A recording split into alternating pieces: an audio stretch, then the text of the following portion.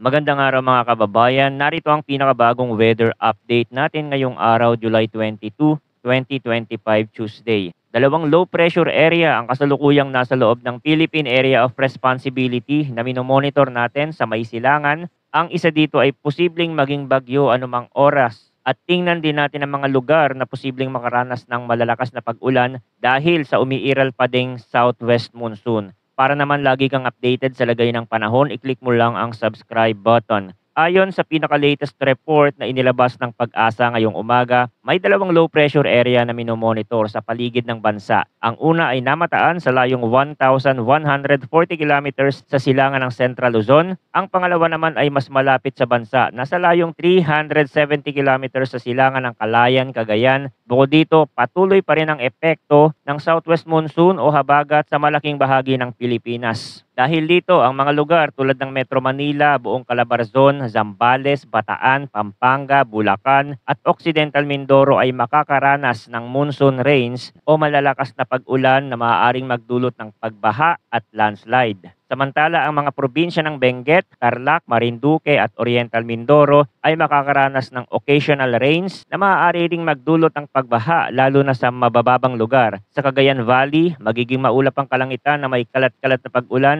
dahil sa trough o buntot ng low pressure. Hindi rin ligtas ang Visayas, nalalabing bahagi ng Luzon, Zamboanga Peninsula, Bangsamoro Region, Soc-Sargen at Davao Region sa mga biglaang ulan, dulot din ng habagat. Habang sa natitirang bahagi ng Mindanao, bahagyang maulap hanggang sa maulap ang kalangitan na may posibilidad ng mga isolated thunderstorm. Ngayong umaga, ayon sa rainfall forecast ng Pag-asa, inaasahang makakaranas ng 100 hanggang 200 millimeters na ulan ng Metro Manila, Zambales, Bataan, Pampanga, Bulacan, Cavite, Batangas, Rizal at Occidental Mindoro. Habang 50 hanggang 100 millimeters naman na ulan sa Pangasinan, Tarlac, Laguna at Quezon. Bukas, July 23, mananatiling mataas ang dami ng ulan sa Metro Manila, Zambales, Bataan, Pampanga, Bulacan, Cavite, Batangas, Laguna, Rizal at Occidental Mindoro na posibleng umabot pa rin sa 100 hanggang 200 millimeters. Sa mga lugar tulad ng Ilocos Norte, Ilocos Sur, La Union, Pangasinan, Tarlac, Quezon, Oriental Mindoro, Marinduque, Romblon, Masbate, Sorsogon, Albay, Camarines Sur, Catanduanes, Antique, Aklan, Capiz, Iloilo, Guimaras at Negros Occidental, 50 hanggang 100 millimeters ng ulan ang inaasahan. Pagsapit ng Thursday, July 24, ang malalakas na pag-ulan ay posibleng makaapekto sa Ilocos Norte, Ilocos Sur, La Union, Pangasinan, Abra, Benguet, Zambales, Bataan at Occidental Mindoro na maaaring tumanggap ng 100 hanggang 200 millimeters na ulan. Habang ang Metro Manila, Apayao, Tarlac, Pampanga, Bulacan, Cavite, Batangas, Rizal, Laguna, Quezon, Oriental Mindoro, Marinduque, Romblon, Masbate, Sorsogon, Albay, Camarines Sur, Aklan at Antique ay posibleng makaranas ng 50 hanggang 100 millimeters na pag-ulan. Update naman tayo sa posibleng kilos ng mga low pressure gamit ang mga international weather models gaya ng European. Ayon sa pinakabagong datos, ipinapakita ng mga modelong ito na ang dalawang low pressure area sa silangan ay may mataas na posibilidad na magsanib o hilahin ng isa't isa. Kaya't posibleng isa lamang sa kanila ang tuluyang mabuo bilang bagyo. Kung ito ay magaganap, tatawagin itong bagyong Dante. Ipinapakita rin ng mga model na ang magiging direksyon ng sistemang ito ay patungong hilaga. Bukod dito, may posibilidad rin ng isa pang low pressure area na lumabas sa kanlurang bahagi ng bansa at isa pa sa silangan na medyo may kalayuan naman sa Philippine Area of Responsibility. Pero kung sakali man na mabuo ang sistemang ito sa may kanluran, ito ay magpapalakas din sa umiiral na southwest monsoon o habagat. Sa ngayon, ang habagat ang siyang pangunahing sanhi ng matinding pag-ulan at pagbaha sa malaking bahagi ng bansa. Kaya't mahalaga ang patuloy na pagmomonitor at pag-antabay sa mga susunod na ulat ng panahon dito sa ating channel para sa pinakabagong impormasyon. Maraming salamat sa inyong walang sawang pagtutok. Huwag kalimutang mag-ingat, maghanda at manatiling ligtas ngayong tag-ulan.